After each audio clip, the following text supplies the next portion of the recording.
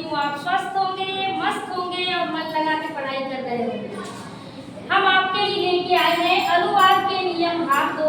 इसके पहले हम आपके लिए लेके आए थे अनुवाद के नियम भाग 1। आप लोग सर्च कर लीजिएगा कविता सुरेश पवार यूट्यूब चैनल पर, आपको वीडियोस इसकी मिल जाएंगी।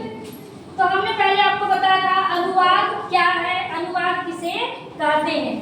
तो देखिए अनुवाद किसे कहते हैं, एक भाषा को दूसरी भाषा में बदलने का नाम क्या है, अनुवाद है। एक भाषा को दूसरी भाषा में बदलना अनुवाद कहलाता है। तो देखिए अनुवाद करने के लिए हमें बहुत सारे नियमों की आवश्यकता होती है। जैसे हमें कारक की आवश्यकता होती है, विभक्ति की आवश्यकता होती है, पुरुष की आवश्यकता होती है, वचन की आवश्यकता होती है, लिंग शब्द धातु आदि का ज्ञान होना क्या है, आवश्यक है। ठीक है, तो देखिए हम आपको कारक और उनके चिन्ह बता रहे हैं कि ये कारक चिन्ह है। पहले हमने आपको कारक पढ़ा दिया है।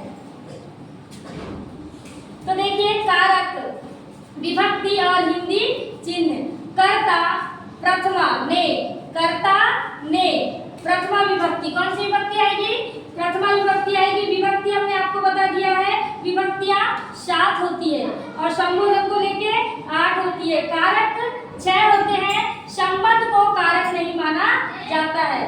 तो कर्ता प्रथमा विभक्ति, हिंदी चिन्ह है इसका ने। कर्म द्वितीय विभक्ति, हिंदी चिन्ह है को। करण तृतीय विभक्ति, इसका चिन्ह है से, के, द्वारा, के साथ, है ना। कर्ता ने कर्म को करण से।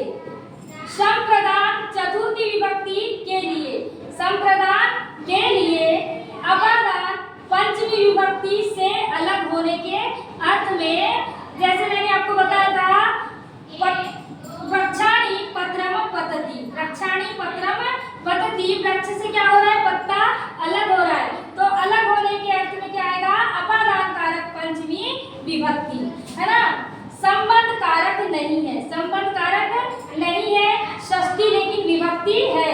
इसका चिन्ह है का, की, के, रा, री, रे। अब देखिए अधिकरण सप्तमी विभक्ति है में, पर, और संबोधन में प्रथमा विभक्ति का प्रयोग किया जाता है। संस्कृत में संबोधन में प्रथमा विभक्ति का प्रयोग किया जाता है, आप लोग याद रखिएगा, हे, अरे, भी। अब देखिए पुरुष कितने होते हैं, संस्कृत में पुरुष 3 होते हैं। संस्कृत में पुरुष कितने होते हैं, 3 होते हैं। तो पुरुष किसे कहते हैं, कहने वाले, सुनने वाले या जिसके विषय में बात की जाती है उस संज्ञा या सर्वनाम को पुरुष कहते हैं।